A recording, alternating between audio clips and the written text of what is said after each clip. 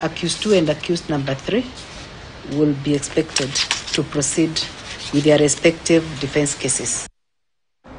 Askofu wa kanisa Katoliki jimbo la Kakamega Joseph Obanyi amewakosoa baadhi ya vijana nchini kwa kutumia mitandao ya kijamii kuwakejeli wanasiasa wa humo nchini na hata kuweka picha zao zikiwa na mavazi ya Papa Mtakatifu anaendelea kuombolezwa.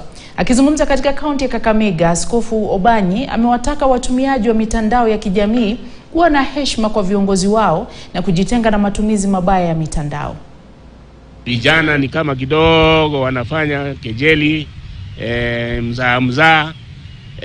Vijana ni vizuri kutumia mitandao ya kijamii, lakini wakati mwingine inakuwa ya kwamba ikiwa haifundishi watu, ikiwa haionyeshi mfano mwema, kwa sababu hata viongozi wetu pia kidogo wanastahili heshima, kwa sababu hata nchi inahitaji viongozi. Na ndio sababu tunasema hata tukiwa na viongozi huenda wasifikie kiwango hicho, lakini waheshimiwe na wahimizwe waweze kufikisha hicho kiwango. Kwa hivyo ni vizuri kidogo tuweze kukuza heshima, hata ingawa hatukubali na mambo mengi. Kama vijana tutumie vile vipawa na mitandao ya kijamii ambayo Mungu ametujalia, tuitumie kwa kueneza maadili mema kama ya Papa Francis.